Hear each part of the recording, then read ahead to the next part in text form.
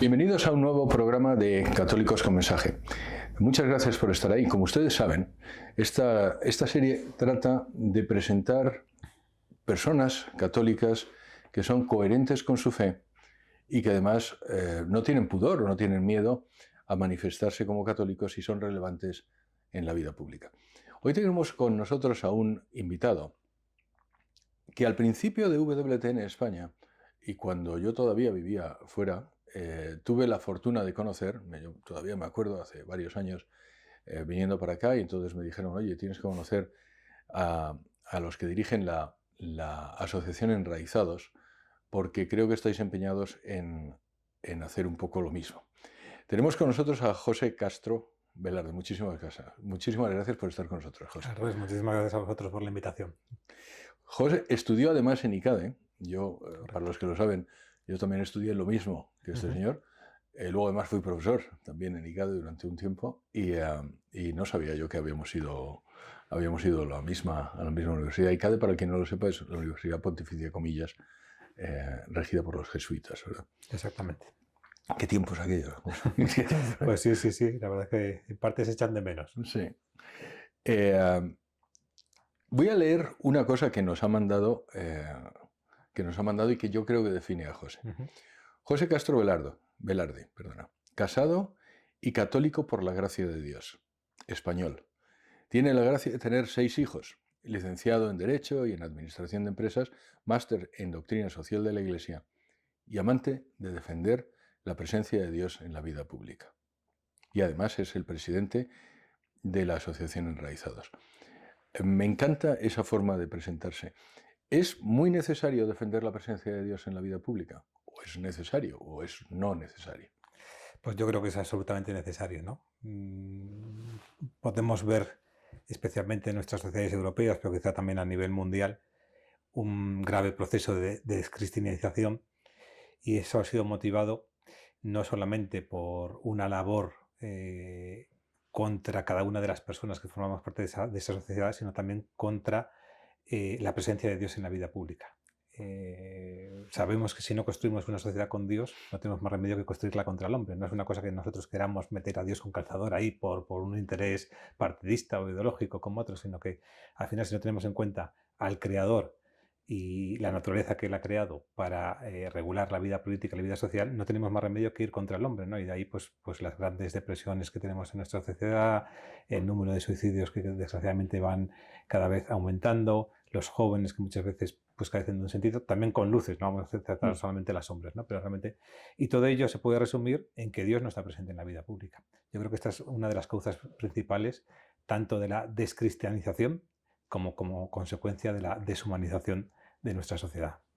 Hay una cosa, fíjate, esto lo tenía preparado para preguntártelo más tarde, pero me estaba sugiriendo, tú dices, o bien Dios está en la vida pública, o bien estamos contra el hombre. Una de las cosas que yo también suelo hacer es poner esas dicotomías, es decir, oye, o Dios existe o Dios no existe, o estamos aquí por azar o estamos aquí por un acto deliberado. Sí. Y es verdad que esas dicotomías existen. Voy a volver a la que tú has dicho. O Dios está en la vida pública o estamos legislando, gobernando o viviendo, digamos, contra el hombre. ¿Hay una tercera vía?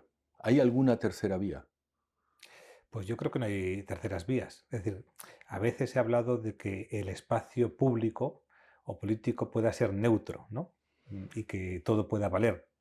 Pero hemos visto cómo ese relativismo al final acaba en una dictadura también, como el Papa Benedicto yo creo que nos explicó muy bien, ¿no? Y es difícil explicarlo mejor que él. Porque al final tenemos que vivir de algunos valores y la sociedad política también vive de unos valores que son previos a ese régimen político. Y esos valores pueden ser distintos, pero tienen que ser algunos. Pueden ser los valores del relativismo, pueden ser los valores del ateísmo, pueden ser los valores del cristianismo, pero tiene que elegir unos. Y entonces, en función de cuáles elija como sustrato, como fundamento, pues esa sociedad va a tener unas raíces fuertes y por tanto va a poder defender los derechos de la persona, o al contrario. Y podemos ver pues, en nuestra coyuntura actual pues, unos países que defienden más, por ejemplo, los derechos de las mujeres, por decir un ejemplo, y otros que no. ¿Por qué? Porque subyacen unos valores diferentes, ¿no? Y yo creo que todos aquellos países que formaban parte de la cultura occidental, de la tradición occidental, más allá de que ahora mismo estamos muy lejos de nuestras raíces, ¿no? Y por tanto con muchos ataques también a la dignidad de la persona, pues se ha demostrado históricamente, bueno, pues que precisamente por recibir el Evangelio y recibir también la luz de Dios, hemos sido más capaces de defender la dignidad de la persona.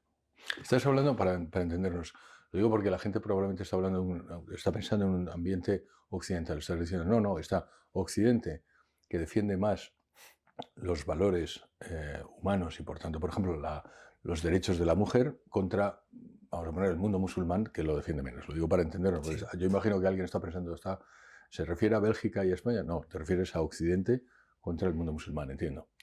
Bueno, efectivamente. Aunque Por también, ejemplo. aunque también hoy en día la realidad es muy variopinta, ¿no? Pues sabemos también, por ejemplo, que en el mundo de la defensa de la vida, quizá desgraciadamente, actualmente podemos encontrar más aliados Sí. los que defendemos la vida, por ejemplo, a nivel de la ONU, en determinados países musulmanes, que desgraciadamente en los países occidentales, también con excepciones, ¿no? Pues dependiendo de la coyuntura política, Estados Unidos, no sé, ahora Argentina quizá, o bueno, veremos a ver.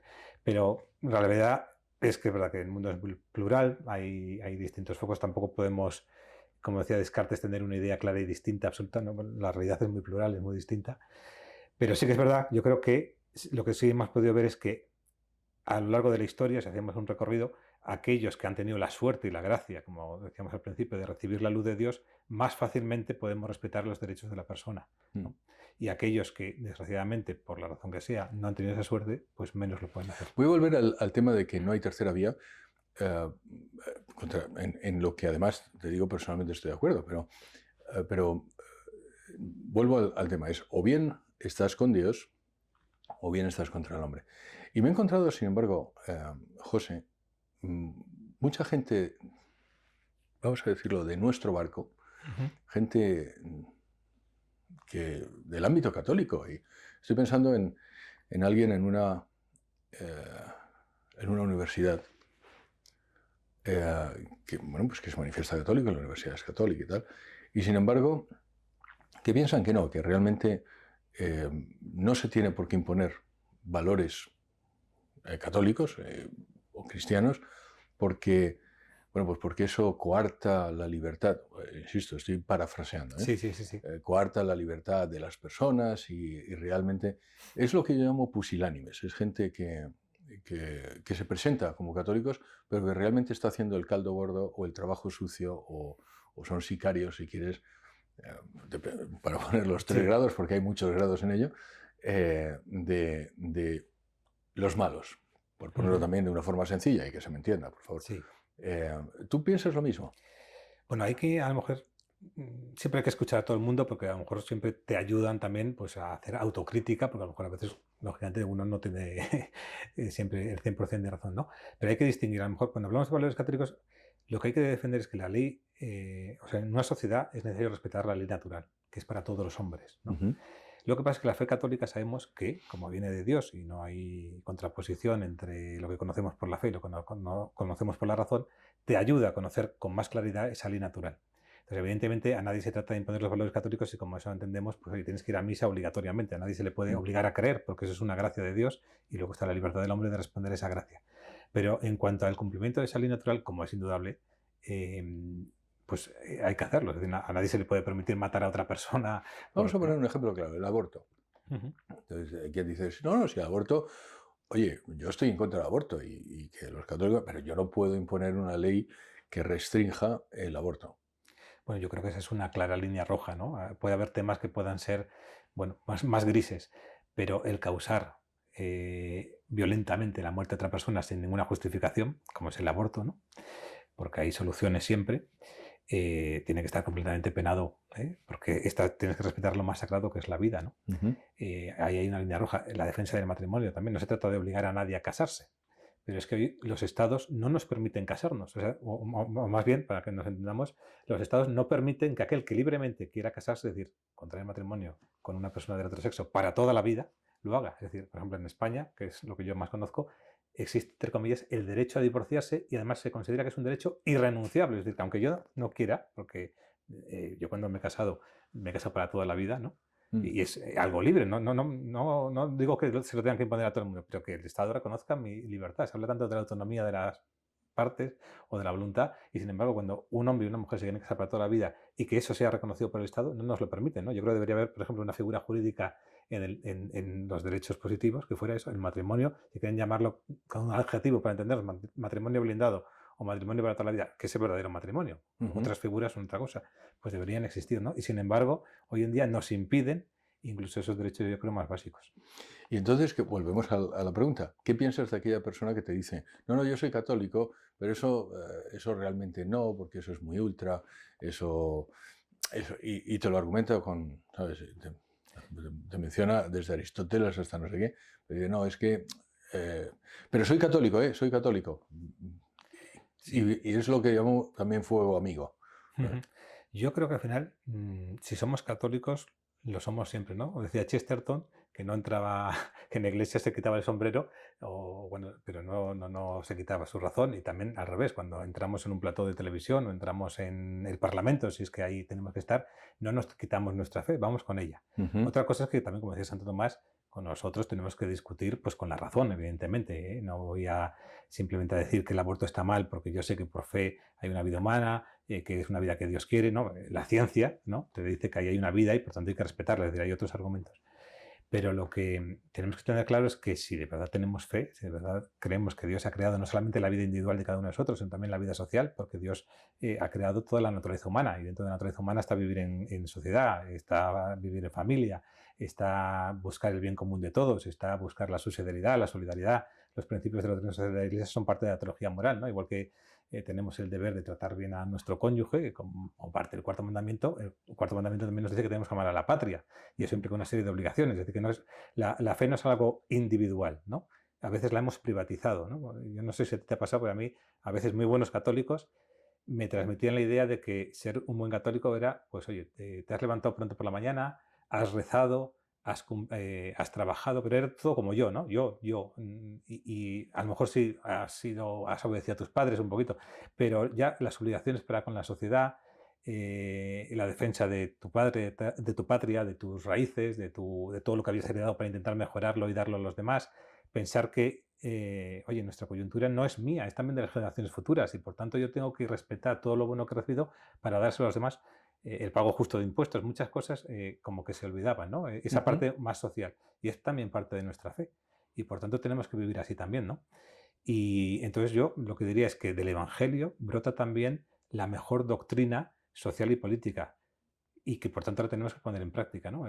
Juan Pablo II, a través del cardenal Bantuán, nos regaló un librito que es el Compendio de Doctrina Social de la Iglesia, que es parte, insisto, de la teología moral, y ahí hay una serie de principios que tenemos que vivir, o sea, como parte de nuestra fe, no como una cosa que, bueno, es una cosa de buena voluntad, si quieres la sigues o no, sino que tenemos que vivir así. Es verdad que luego los principios hay que aterrizarlos en la realidad, ¿no? Y ahí podemos tener distintas soluciones para un mismo problema dentro del ámbito católico, no hay una solución católica para todos los problemas, pero sí que hay unos principios que tenemos que poner en marcha. Y ahora, otra de las posibles facetas de esta gente que es más pusilánime es, vosotros decís, hay que tener una voz católica en la vida pública. Y bueno, pues no me manifiesto como católico porque, oye, no tengo necesidad, yo voy a misa, un poco lo que tú decías, yo hago mis oraciones con mis hijos, pero ¿por qué me va a servir a mí que otras personas sepan que soy católico? Eso solo me perjudica, no beneficia a nadie, y lo dejamos ahí. Sí, incluso alegan que puede perjudicar el diálogo con otros, ¿no? Ah, es verdad, eso es Y muy a veces buena. también incluso, bueno, pues tú piensas eso porque eres católico. Y también es verdad que a veces los contrarios no lo usan, ¿no? Pero esto es como si uno es miembro del Partido Socialista o del Partido Popular, pero no quiere aparecer como tal porque, no sé, usted estará en un sitio porque defenderá teóricamente lo que defiende ese partido, ¿no? O descalificamos al otro, ¿no? Usted piensa así porque es socialista, pues claro, pensar así porque lo es. Pues claro, yo pienso así porque soy católico, y hemos tenido muchas veces, yo creo, vergüenza de decirlo.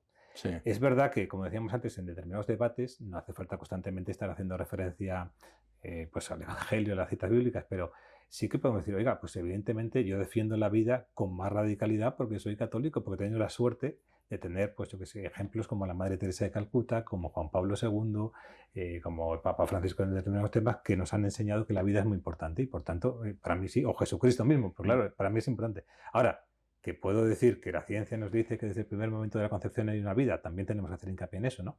Pero yo creo que muchos, si no hubiéramos tenido la suerte de tener la gracia de Dios y esa luz potente que es la fe, pues no No, estaríamos defendiendo todo lo que defendemos, porque al yo, final yo- somos... yo estoy más con las personas que te dicen, siendo católico, te dicen, no, no, es que tú llevas una cruz y él es católico y puedes ofender a alguien.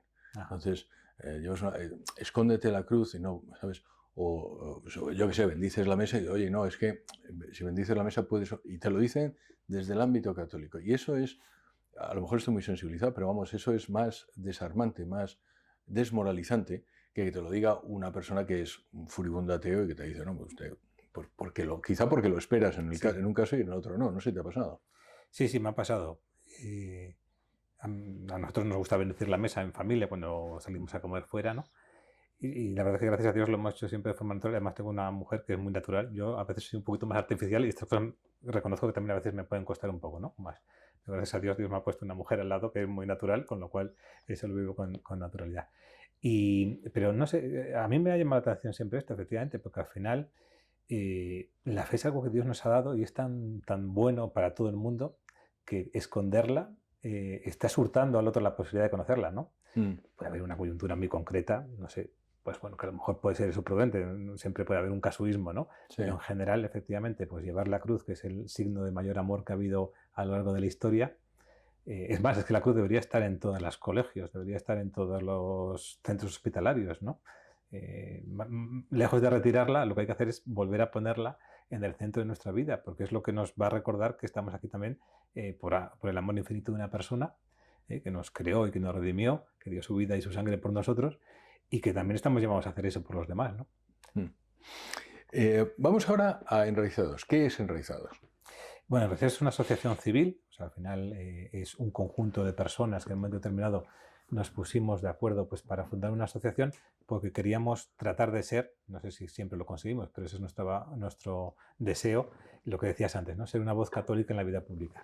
Estamos completamente convencidos de lo que decíamos antes, que sin Dios no podemos construir una sociedad conforme al hombre y que por tanto lo mejor que podíamos poner también al servicio de nuestra sociedad era lo que brota espontáneamente del Evangelio y nuestra fe.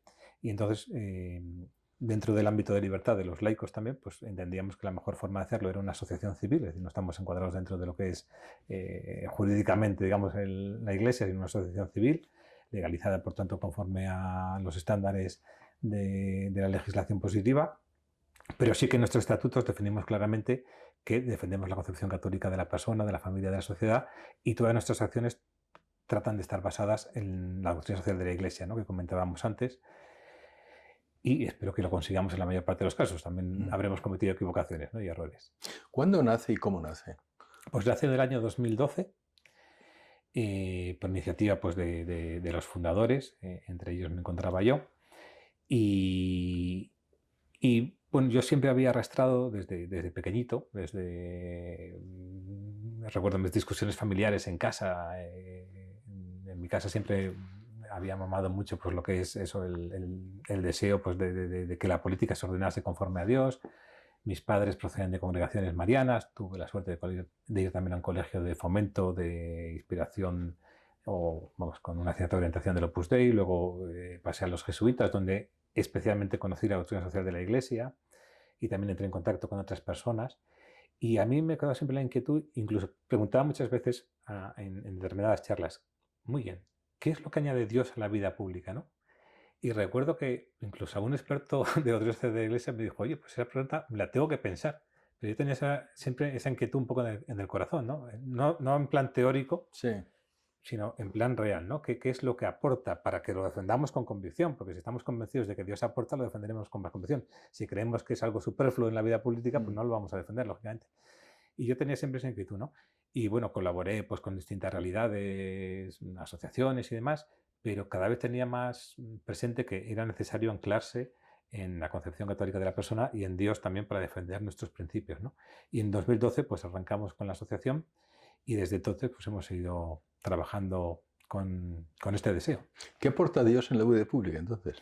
Bueno, pues lo que decíamos antes, ¿no? Lo que aporta es una concepción adecuada de la sociedad y la defensa con mayor facilidad de la ley natural, de tal forma que podemos construir una sociedad conforme al hombre. Podemos poner un ejemplo. ¿Qué es mejor? Que un hijo crezca con el amor del padre y de la madre o con una familia rota y desunida.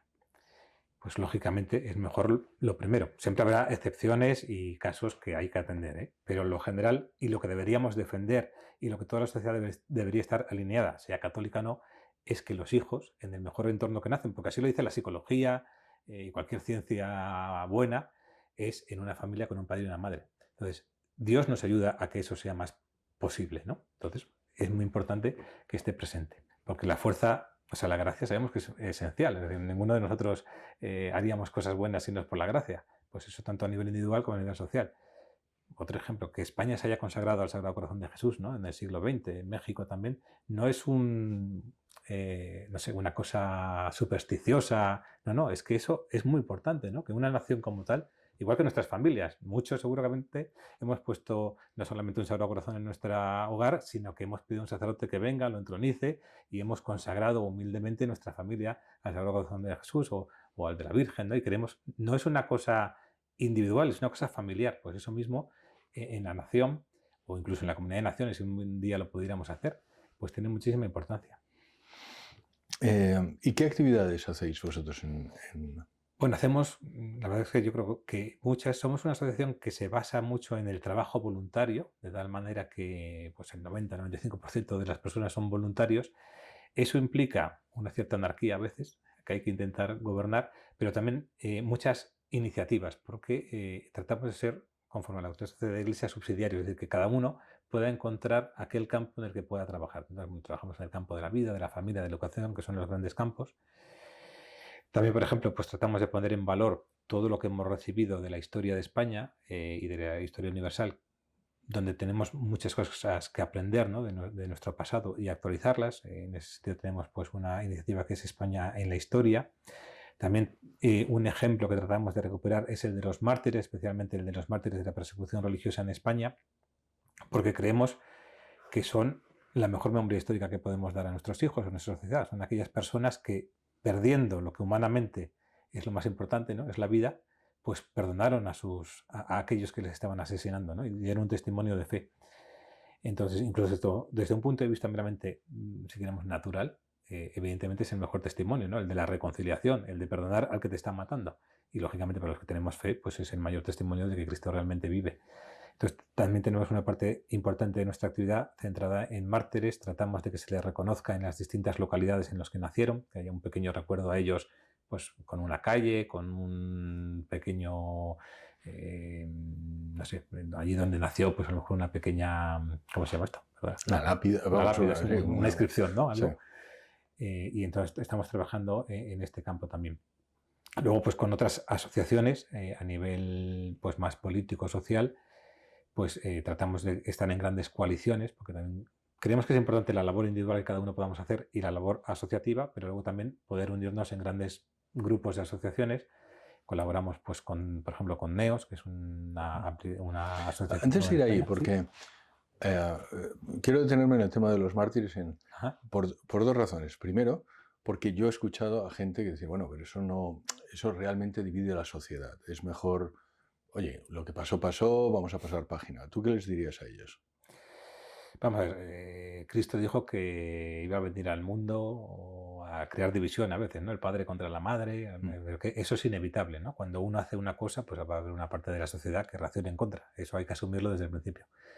Pero desde luego, el testimonio de los mártires es para ponerlo en el centro de la vida social, ¿no? Porque, como decíamos antes, es el mejor ejemplo que se puede dar a la sociedad de entrega de tu propia vida por la paz de aquella sociedad. Entonces, ¿qué puede crear crispación en alguien? Pues evidentemente cualquier acción que hagamos, nos tendremos que meter en nuestra casita y, como decían, incluso seguramente que alguien se metería con nosotros porque no estamos haciendo lo que ellos quieran. O sea que esto, yo creo que el argumento de que crispa alguna parte, habrá que decir si está bien, si está mal, pero en fin. José, me quiero detener en eso que has dicho antes de los mártires. En una ocasión, me acuerdo, hablando con una persona, me decía, dice, no, José Carlos, son mártires del siglo XX. Yo le había dicho, dice, son mártires de la Guerra Civil, porque los habían matado en la guerra civil, y dice, no, no, son mártires del siglo XX, además eso conviene para no abrir heridas y tal. Y me acuerdo que con esa persona, yo, ¿sabes? Me pensé, digo, porque además él me decía, dice, hay algunos que han muerto antes de la guerra civil. Entonces dije, bueno, pues acordemos entonces que son mártires de la Segunda República, porque es gente que fue asesinada por su fe durante el régimen de la Segunda República Española y durante la Guerra Civil, que es donde hubo una persecución más grande que incluso pues las persecuciones de Diocleciano. Han muerto más mártires, pero murieron entre 1931 y 1939. Y él insistía en mártires del siglo XX, y yo decía, eso yo creo que pone el foco equivocado, porque parece que murieron en 1985 o en 1962, y no, murieron y terminaron de morir en 1939. ¿Qué es lo que piensas? Bueno, por una parte es cierto que la jerarquía ha cogido ese nombre, ¿no?, de mártires de la persecución religiosa en el siglo XX, y en ese sentido lo respetamos, pero creo que tú tienes razón históricamente hablando, es decir, que para ser más precisos, los mártires pues, fueron de un periodo histórico muy concreto, especialmente en la Guerra Civil, y algunos de ellos previamente en la época de la Segunda República previa a la guerra. En cualquier caso, creo que lo más importante también que podemos recordar es que, como decía Benedicto XVI, España va a ser atacada porque durante mucho tiempo ha defendido la fe, ha sido una gran evangelizadora, y que ahí está la razón de los grandes ataques que recibe España. Y entre otras cosas, una de las grandes hazañas que creo que hicimos también fue en el siglo XX derrotar al comunismo, también con cualquier episodio histórico no todo es luz, también hay lógicamente episodios malos protagonizados, pues en este caso por el bando nacional, y que son episodios completamente condenables, pero la realidad es que España en el siglo XX y con estos mártires derrotó al comunismo, lo cual creo que también fue una gran contribución al bien común de toda Europa, porque si hubiera estado rodeada por un lado por Stalin y por otra parte con un comunismo en España hubiera sido más complicado, ¿no? Y yo creo que también eso no se perdona a España, gracias a Dios. De hecho, vamos a ir inmediatamente a la interrupción que tenemos siempre en esto, pero de hecho, quiero decir, hay que recordar que España es la única nación que fue islamizada y que dejó de ser islamizada, es decir, que venció el Islam en guerra, y es la única nación también que fue comunista y dejó de ser comunista también con una guerra. Y con esto vamos a hacer una pequeña interrupción, pero no sin antes recordarles que EWTN solo se sostiene con donativos, con sus donativos. Les agradecemos a todos los benefactores que hacen posible que programas como este sigan adelante. Les invito, por favor, que entren en www.ewtn.es, ayúdanos y dejen cualquier contribución, porque eso hará que sigamos llevando la luz del Evangelio a millones de hogares. Muchas gracias. Volvemos enseguida.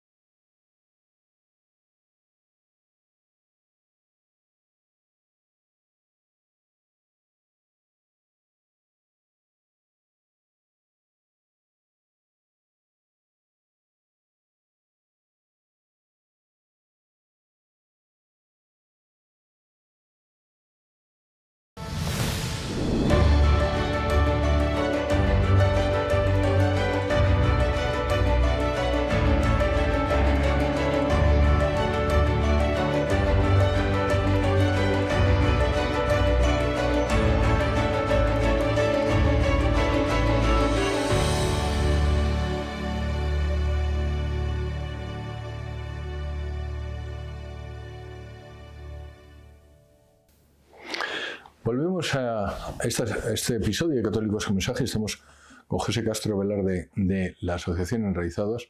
Estábamos hablando antes de los mártires, pero vamos a pasar para que la gente conozca también más vuestra asociación, ¿cuáles son las principales actividades que habéis tenido? Me has dicho los mártires, habéis dicho Isabel la Católica. Quiero volver sobre Isabel la Católica, así que no. Aparte de Isabel la Católica, sobre un momento, ¿cuáles son los éxitos que habéis tenido? ¿De qué te sientes más orgulloso? Y la siguiente, y así te doy tiempo para pensar, es ¿cuáles son los fracasos más sonoros? Vamos a empezar primero por los éxitos, de lo que te sientas más orgulloso. Bueno, es una buena pregunta que a veces te hacen en las entrevistas de trabajo, ¿no? Mm, Puntos fuertes, puntos débiles. Tendría que igual pensar un poquito, pero una cosa que sí que hemos conseguido, modestamente, pero creo que hemos conseguido, es que cada vez haya un mayor número de personas que actúen en la vida política y en la vida pública como católicos. Era uno de nuestros objetivos fundamentales, ¿no? mm, Fortalecer el ser de las personas en su identidad católica y que también se den cuenta de la importancia que tiene actuar como tal en la vida social y política. Y a través de cursos que damos, que son cursos no solamente de formación teórica, sino que siempre hacemos hincapié en la parte práctica de esos cursos, ¿no? Porque al final el católico no es el que conoce unas cosas intelectualmente, sino el que ujú. las vive, ¿no? El que las encarna por la gracia de Dios humildemente y Dios va viviendo en nosotros y le dejamos vivir, entonces vas haciendo cosas, ¿no? Quizá eso es uno de los mayores logros, ¿no? Que la gente descubre la riqueza de la doctrina social de la Iglesia y la trate de poner en práctica, porque mucha gente la desconocía, no es que ya no la practiques o la practiques, sino que simplemente la desconoce, ¿no? Y yo creo que eso ha sido una gran riqueza, ¿no? Que cientos de personas han podido ponerse a trabajar desde esta óptica que consideramos que es la más adecuada. Y luego, humildemente, pues también nosotros tenemos el objetivo de poder incidir en aquellos que toman las decisiones, es decir, no simplemente, oye, hacer lo que podamos, sino también de vez en cuando Ujú. alcanzar algunas, que se pongan en práctica algunas de las cosas que hacemos. En este sentido, pues, por ejemplo, para mí, cada vez que se pone una calle a un mártir, para mí ya es algo que estructuralmente queda y ya es un logro, ¿no? Evidentemente en aquella localidad. No solamente es por nuestra labor, sino también por la labor de muchos otros, pero bueno, ahí queda, ¿no? O, por ejemplo, cuando hemos celebrado, por ejemplo, muchas misas y actos, también tenemos otra iniciativa que es reza por un político, porque a veces criticamos mucho a los políticos y hay que criticarles, pero Ujú. también a veces hay que decir, oye, estos tienen un papel esencial y sabemos que tenemos un arma muy poderosa que es la oración. Entonces, hemos hecho como adoptar a un político cada uno, ¿no? Y entonces Ah, rezas expresamente por ese político que te ha tocado, a veces en suerte puede ser uy, lo más contrario a tu forma de ver la vida, pero rezas específicamente por él. Y también pues, a veces nos hemos unido en horas santas para rezar por ello. Algunos políticos se han unido a esta iniciativa, con lo cual pues también es una comunidad que yo creo que es una iniciativa muy bonita y muy necesaria.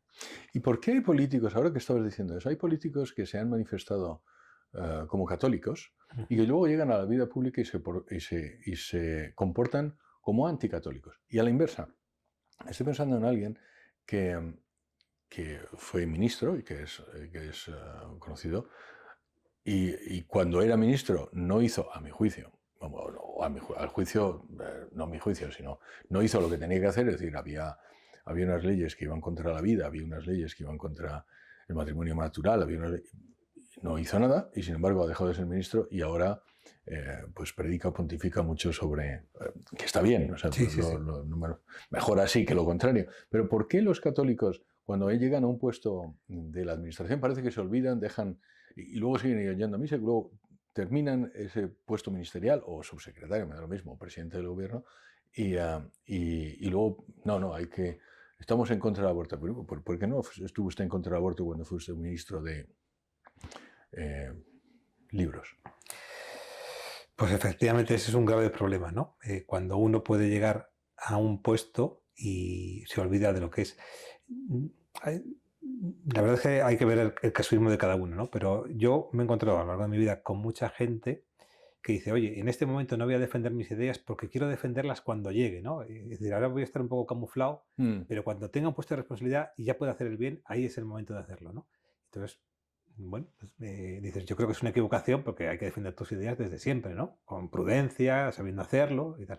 Pero, y luego algunos de esos llegan al puesto de poder y la realidad es que tampoco lo hacen, porque si no lo has defendido cuando era en lo poco, cuando tenías poco que perder, ¿no? Pues cuando tienes mucho, entre comillas, que perder un puesto político, va a ser mucho más difícil, ¿no? Luego está también, oye, pues la debilidad de cada uno. Ninguno somos perfectos y a veces pues caemos en no haber combatido tanto como debiéramos. Pero yo creo que lo que tenemos que tener todos es ese deseo de combatir el buen combate de la fe, ¿no? Mm. Y de trabajar pues por la defensa de la familia, por la vida, que luego no lo conseguimos porque no somos capaces, porque no hay una mayoría que pueda aprobar una ley, bien, pero sí que dejar constancia, como siempre también el magisterio de la Iglesia nos ha dicho, es decir, oye, si tú no puedes aprobar una ley pro vida, bien, pero tú tienes que dejar bien claro que tú estás a favor de la vida, ¿no? Juan Pablo II decía, oye, si solamente hay una ley mala y una ley perversa, pues a lo mejor tienes que votar la ley mala, porque es lo único que se puede hacer en ese momento.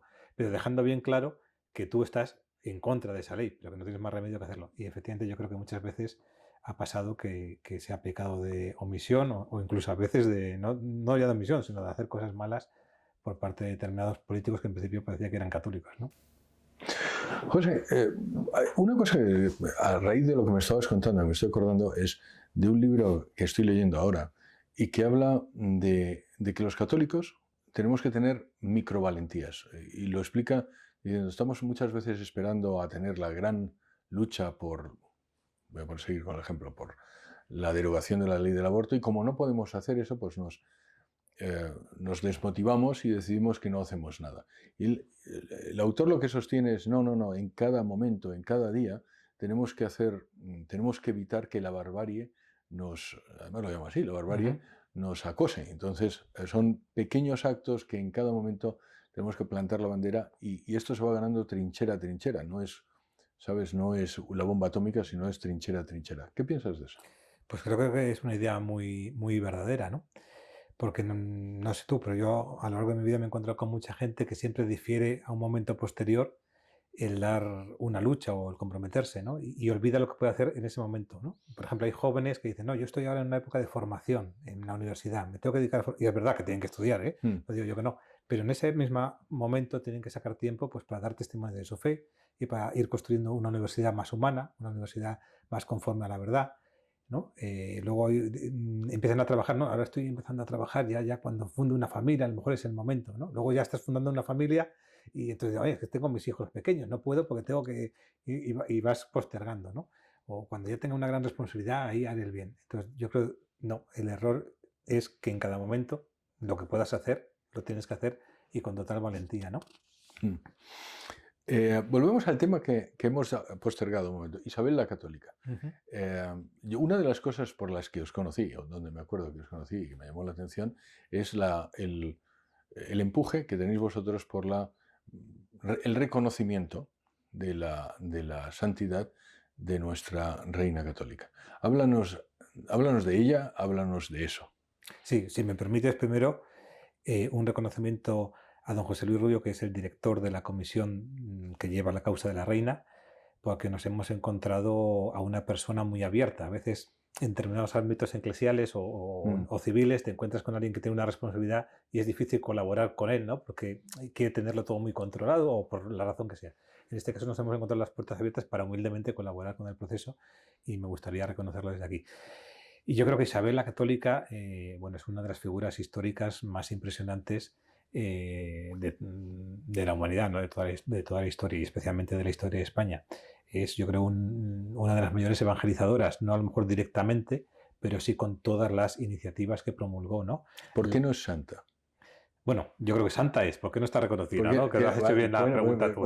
¿Por qué no está en los altares? Bien. Bueno, es una pregunta igual para la jerarquía, porque al final No, pero hay te un lo estoy proceso. preguntando a ti, no te escapes. Bueno, la respuesta correcta es que estamos ante el momento eclesialmente oportuno. Es decir, Isabel la Católica ya ha terminado el proceso. Bueno, para hoy en día en la Iglesia, para beatificar a una persona hay un proceso establecido, depende de si es mártir o no, es distinto, pero en este caso hay un proceso histórico, al ser una persona, lógicamente una reina que ha vivido una serie de vicisitudes históricas, hay una serie de expertos históricos que analizan su vida para ver si hay algo en ella que pueda ser contrario al proceso. Eso está ya superado, es decir, los expertos mayores en la época de Isabel la Católica concluyeron que no había ninguna causa histórica o razón histórica o decisión histórica que fuera en contra de su beatificación y por tanto pasa, digamos, al control de la Comisión de Cardenales, ¿no? Ya hay milagros acreditados ante el Vaticano, con lo cual también esa parte está cumplida. ¿Hay milagros acreditados? Sí, hay varios. En concreto, pues hay uno de un claretiano español que tenía un cáncer terminal y que gracias a la intercesión de Isabel pues se curó. Y hay algunos otros, ¿no? Nosotros tuvimos la suerte de conocer uno de primera mano que también se llevó al Vaticano. Este no está acreditado desde el punto de vista de la Santa Sede, pero bueno, que nos contaron unos muchachos muy muy sencillos, ¿no? A mí me quedó impresionado. Nos quedaba, bueno, pues que le habían diagnosticado un cáncer a uno de ellos, que tiene una cierta discapacidad, y entonces su cuñado, previo a la intervención quirúrgica, su cuñado dijo, oye, vamos a rezar el rosario y vamos a pedir que por intercesión de la reina Isabel, cuando te abran, no descubran nada. Es decir, estés completamente curado, ¿no? Entonces vino la médico y le dijo, oye, te voy a explicar la operación, cómo es y tal. Y este chico, que es muy serio, no se preocupe, si ya estoy curado, no se preocupe, que ya estoy curado. Le decía a la médico, y la médico, no, muy bien, que recéis muy bien, pero yo te tengo que explicar la operación y tal. Y resulta que efectivamente terminaron de rezar el rosario, se lo llevaron para la operación, le abrieron, y entonces de repente llega la médico a los familiares y le dice, oiga, lo sentimos muchísimo, no sé qué ha pasado, todas las pruebas daban que este señor tenía un cáncer, que tal y cual, y hemos abierto y no tiene nada. Entonces, efectivamente, ¿no? Pues el poder de la oración. ¿Y por qué eso no está acreditado?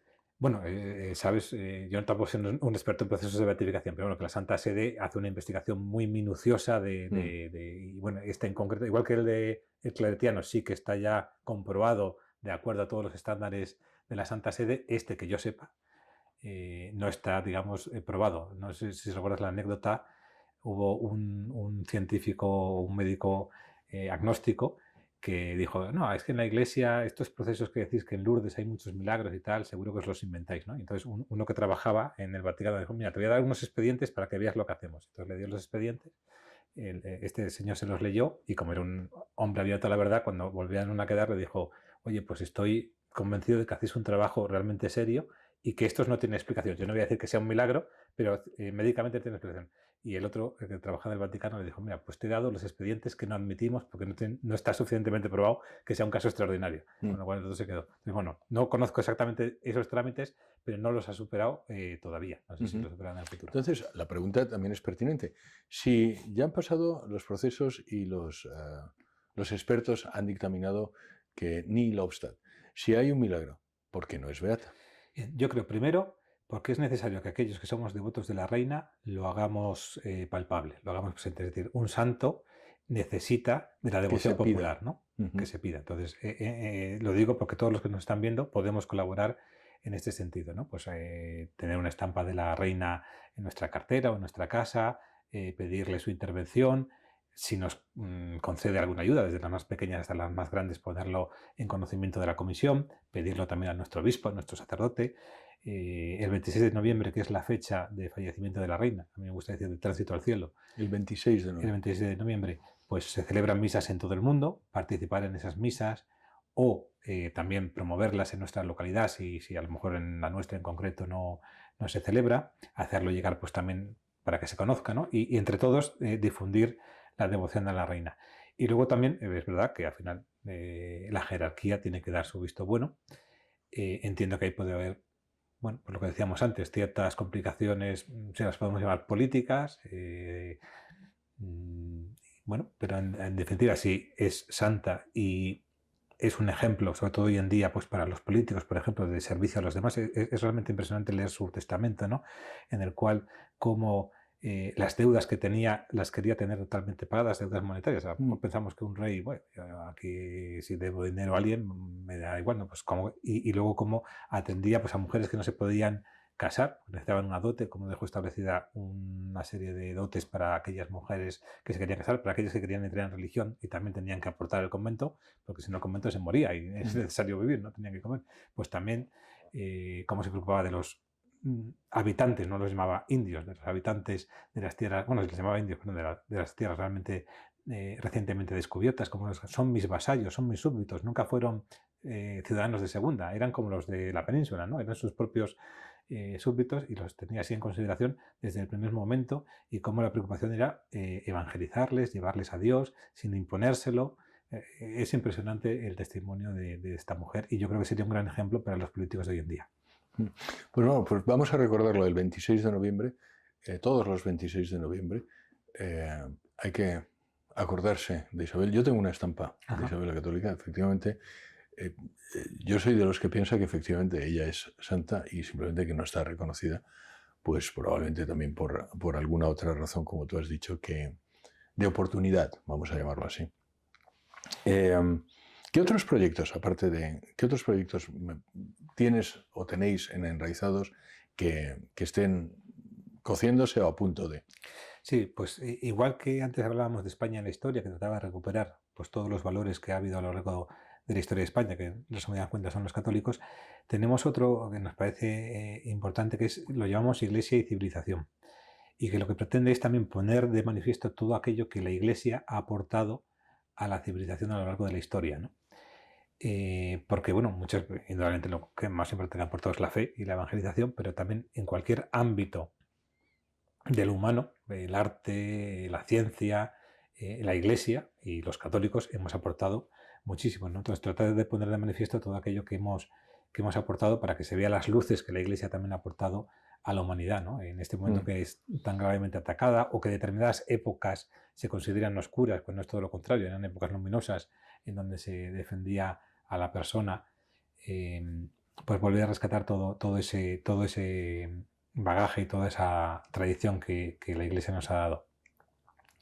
También, por ejemplo, hay un ámbito formativo. Como decíamos antes, pretendemos que las personas conozcan bien lo que es la doctrina de la Iglesia para poder aplicarla, para poderla hacer vida, ¿no? Entonces, tenemos, por ejemplo, ahora mismo desarrollamos un curso de liderazgo en donde es muy enriquecedor porque personas de distintos ámbitos, de distintos movimientos, de distintos grupos, que también cada uno un poco con su carisma, que es algo muy bonito, pero se unen para intentar formarnos en lo que es el liderazgo católico.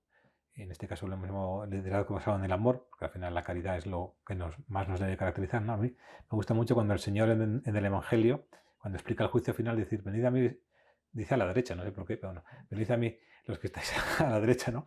Porque disteis, pero una pequeña broma. No, pero es lo que dice, no quiero literalmente, ¿no? Y lo que dice es, no porque habéis rezado mucho, no porque habéis ido a misa, no porque sino porque teníais hambre y me disteis de comer, teníais sed y me disteis de beber, es decir, la caridad hacia los demás. No quiero decir que no haya que ir a misa y no haya que rezar, que es el fundamento, pero que al final el trato al prójimo...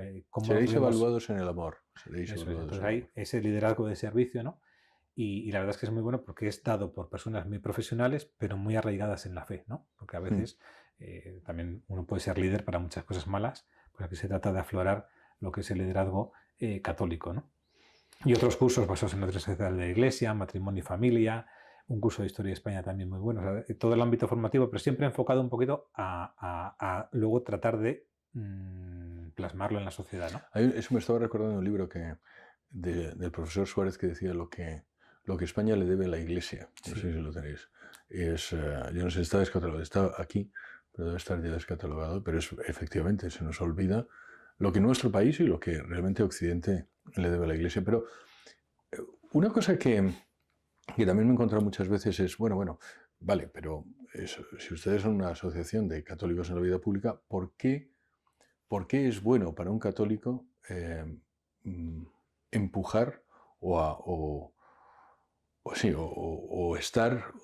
empujar la idea de España, la historia de España, la unidad de España? Eso, alguien podría decir, excede a todo lo que es doctrina católica, con lo cual está muy bien que ustedes hagan cursos de historia de España, pero no tiene nada que ver con la fe. Exacto, ¿no? Podrían decir. ¿Tú qué les dirías? Bueno, me he encontrado con varias personas que nos dicen esto. Hay una muy graciosa que siempre que ponemos alguna iniciativa en este tema nos contesta y tenemos un sano diálogo.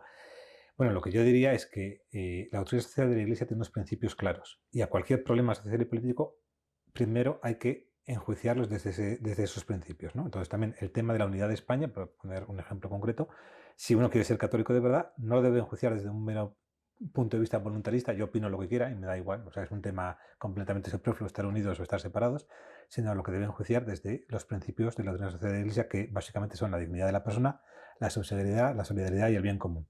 Entonces, si aplicando estos 4 principios, uno en conciencia puede juzgar que la desunión es mejor, podría opinarlo, pero siempre tiene que juzgar de esos 4 principios y desde nuestro punto de vista, claramente, los 4 principios se respetan más en una España unida que en una España fragmentada, ¿no? O sea, si ya somos muy individualistas y nos tiramos de los pelos unos a otros, no quiero ver lo que puede ser la gestión del Ebro, por decir un ejemplo, en una España desunida, pero bueno, en cualquier otra cosa, ¿no? Pues la ruptura de la caja de la seguridad social, toda la historia que hemos recibido y que es un bien de solidaridad, se la tenemos que legar a las generaciones futuras, como decía antes, mejorada, no empeorada, no destrozada, no descuartizada, ¿no?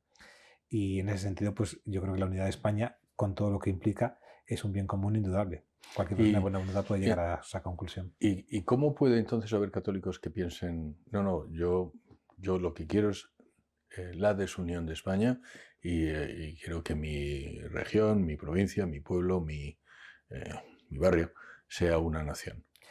O sea, desde mi punto de vista, porque en ese comportamiento concreto no están siendo católicos. O sea, si a mí alguien, yo nunca lo he oído, pero si tú has oído a alguien decir, oye, yo defiendo la secesión unilateral por el bien de toda España, porque nos va a ir bien a todos, no estaría de acuerdo con él, pero al menos diría, oye, este está entendiendo que el bien de todos es la separación. Pero yo no he escuchado nunca a nadie esto, ¿no? Últimamente había algún político catalán un poco más inteligente que venía a decirlo, pero lógicamente porque le interesaba. Entonces, yo creo que pues están equivocados, porque al final la unión siempre es mejor que la desunión y la discordia, ¿no? Yo no, en estos temas he visto claramente un tema económico, es decir, el más rico pues se quiere a veces ser más rico, pues hombre, evidentemente todos en principio queremos ser más ricos, pero es que entonces en Madrid, por decir, pues el barrio de la Moraleja igual querría ser independiente y que sus impuestos solamente se dedicasen a él, pero evidentemente tiene que tener un deber de solidaridad con el resto de la ciudad y con el resto del país, e incluso yo diría tenemos que tener una visión común también universal, de bien de los demás, ¿no? Y ahí los españoles lo hemos sido, un poco quijotes a veces hemos sido demasiado idealistas, pero creo que es mejor pecar por el idealismo que por lo otro, ¿no? Y hemos, digo, yo no he hecho nada, pero nuestros antepasados han hecho grandes obras en momentos en los que había muy pocos medios materiales para evangelizar, por ejemplo, todo un continente, ¿no? Hay que recordar eso, y es algo de lo que me quedo, hay que recordar que realmente no somos más que los herederos de grandes hombres que nos han dejado lo que tenemos y que realmente también somos los custodios de eso que le vamos a pasar a las generaciones futuras. Y de lo que nos van a juzgar también es de cuánto de custodios hacemos y de qué hacemos con nuestra herencia, ¿no te parece? Sí, sí, totalmente. En cualquier caso, sobre el tema de la nación, también el magisterio de la Iglesia es muy claro, ¿no? Juan Pablo II, por ejemplo, cuando en Italia también hubo ciertas tensiones secesionistas, ahora quizá hay un poquito menos, el norte rico, la Lombardía, etcétera, quería poder tener un Estado independiente, fue muy claro, ¿no? Y dijo que no, que eso no era católico. O sea, cualquiera que quiera puede acudir al magisterio y leerlo, ¿no? Entonces no se puede haber nunca una secesión unilateral de una parte motivada porque le da la gana o porque es su voluntad. Hay incluso algún obispo en alguna ocasión que a mí me ha dicho, no, es que una nación tiene derecho a su autodeterminación. Bueno, pero es que mi nación es España.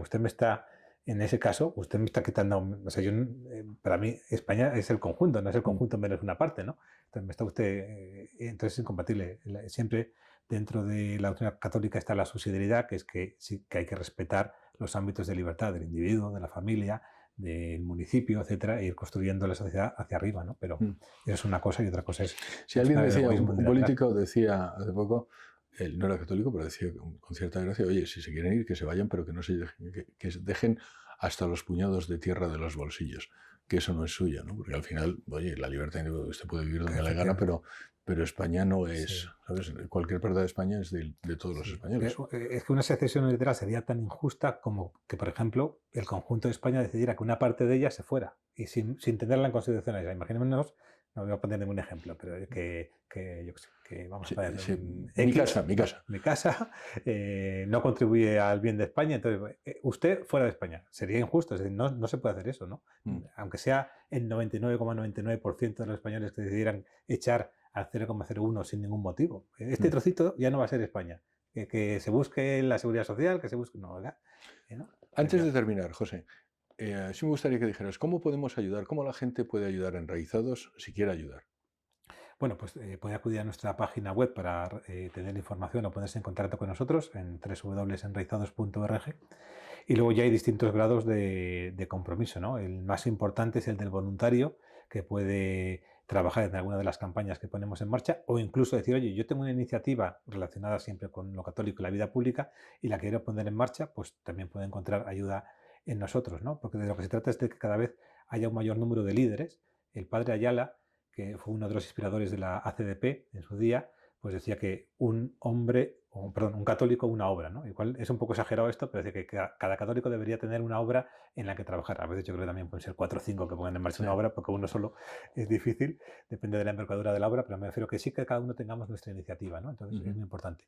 Luego, lógicamente, pues todo lo que sea, pues poder ayudar también económicamente, haciéndose socio, haciéndose benefactor, pues viene bien para poder financiar las campañas. Ahora, por ejemplo, en Navidad, pues nosotros hacemos una campaña para tratar de recuperar la Navidad cristiana. Regalamos numerosas, vamos, decenas de miles de pegatinas a colegios, parroquias, para que los niños pues tengan de una forma muy sencilla celebrar la Navidad, una campaña, o poner carteles o poner belenes en determinados sitios.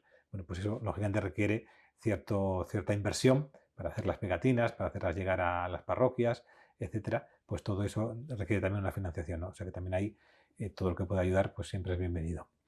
Pues muchísimas gracias. Sabemos mucho más de Enraizados y también de ti, José. Muchísimas gracias por estar aquí.